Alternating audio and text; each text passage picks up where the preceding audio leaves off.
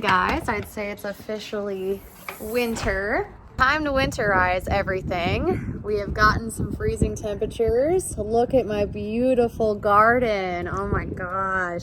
So now that I'm on the payroll and I helped with harvest, I obviously didn't have time to do stuff with the garden. So we're going to winterize, going to the wells and cutting off the fertilizer pumps and taking those with us to store them in the barn for the winter. We don't want fertilizer to be frozen in the pipe. Dude, does fertilizer freeze? That's a good question. Can anybody answer that without me having to ask Zach? I do stuff at the house. There's my tomato garden. God dang.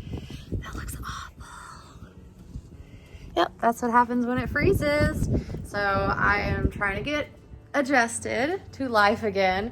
I need to get all these situated, all my cold plunges. That one's ready to go. You're not cold plunging. Do the wife things and do, dinner, meal prepping, all that. And then he's gonna pick me up later and we are going to go mess with some more sprinklers, open some ball valves, just get everything ready for some more freezes. So Zach is gonna spray one more circle for the year and then he has to winterize that sprayer. And I think it's the first time he's ever done that. I really need to get that cleaned up. Would anybody be interested in a gardening video? Probably not, but I might do it anyway for this winter to show you guys how I do it and maybe get some advice on what to do on some things. And let's cut over to Zach. He'll kind of explain what else he has to do to get everything winterized. So here's Zach. Good morning. I've got one load left to spray. I'm gonna try to do that today. The wind's supposed to die down a little bit around lunchtime. We'll figure out what to do after that. Try to winterize sprinklers today, spray today, winterize the sprayer. That's our goal.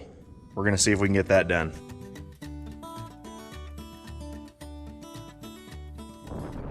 This is a pretty simple process.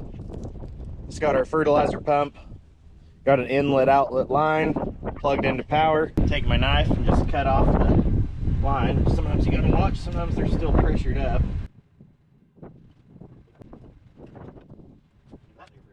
Make sure to get your knife all covered in fertilizer. I just keep a couple bolts up here to put in as plugs. And then try to look tough for the camera putting this in the pickup because these things are really heavy. Look tough. And then forget to put your tailgate down. Meanwhile, God, I was freezing from earlier. I had to put a jacket on. So while I squirrel around in the garden with all of my cats, there is a creator on YouTube that made an excellent video on kind of helping a crew of guys on a farm put together a brand new sprinkler. I was just curious if anybody on YouTube has made content like that, because I just find it really interesting. So I fell down a rabbit hole and I saw this guy's video and they put a lot of work into it. And he kind of explains step by step. The guys let him help. It's kind of funny. That's a hawk. We don't want you here. Hey, get out of here.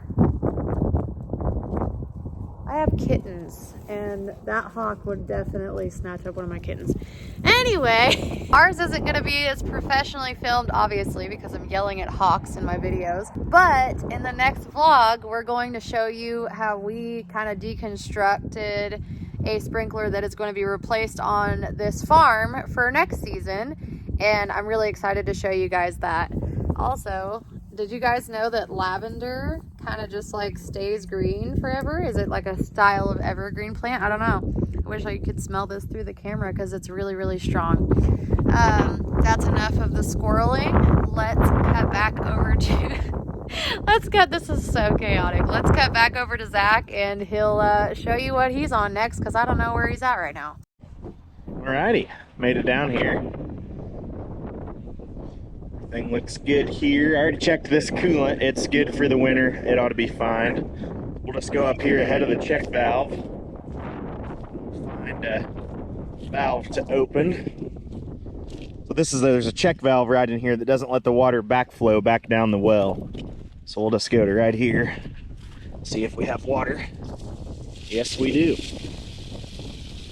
There we go. That's gonna drain all the way from the pivot up there. You can barely see it right here. That's gonna drain from all the way from up there to down here, just this underground that's going up this hill. Make sure we don't freeze off.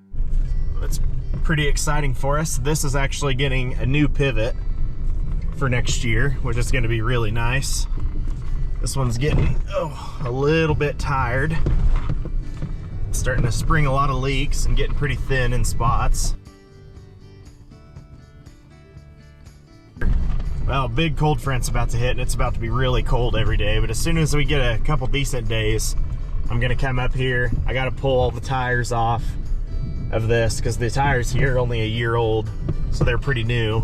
And then I'm gonna take off whatever gearboxes, cinder drives would make for good spares.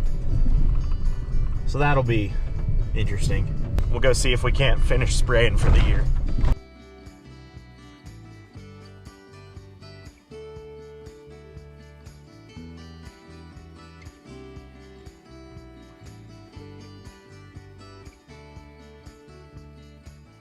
What are you freaking out for? You're freaking out. Oh my goodness. Let's go ahead and start this thing up.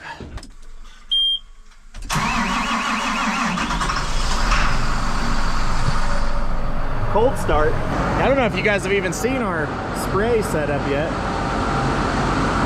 Since we don't have semis to haul our corn, it's hard to want to justify having a semi around even for a spray trailer. So we've been using this. And this actually works pretty good for us. Which we're only running 2 chemicals right now, so we don't have very much chemical on here, but still got a eductor, inductor. I forget what you call it when it's on the trailer side. Either way, this is where we put our chemical in at. Just a pump, 1,600 gallon tank. This is a 408R, so it's an 800 gallon sprayer, so it works out good. We can carry 2 loads on here. Works pretty slick for us.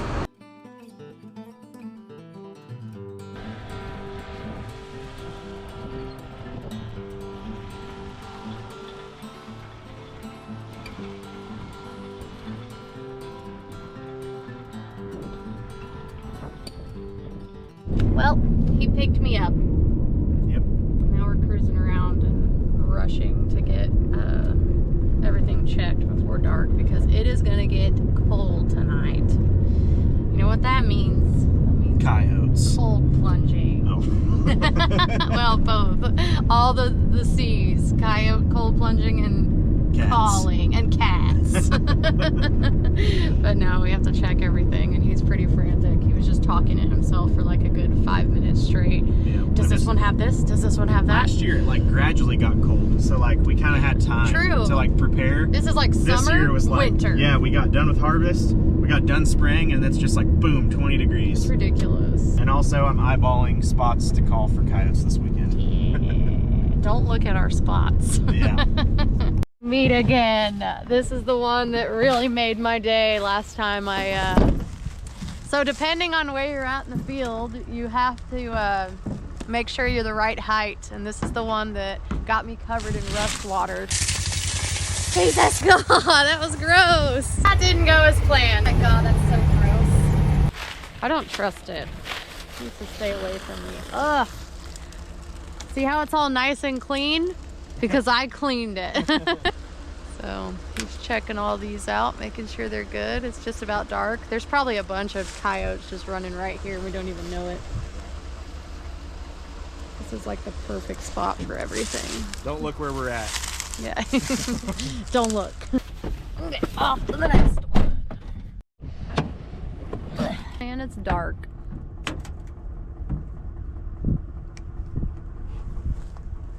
No water in it. Nice. What a waste. Kind of got dark really fast. Look at the full moon now.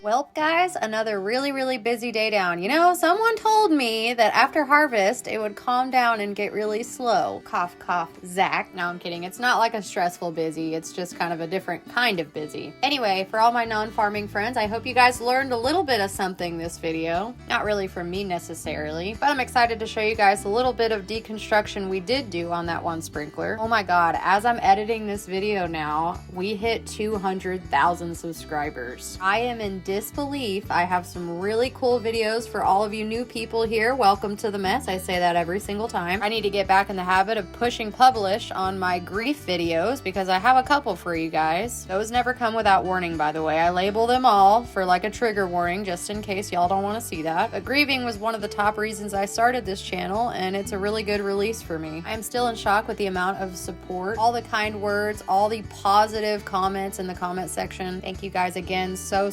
much. I am seriously forever grateful. You have no idea. Got a couple of really big changes on the farm coming up. Thank you guys again for watching, for subscribing, for being there for me in the comments. I will see you there, and I'll see you guys in the next one. Okay, love you. Bye.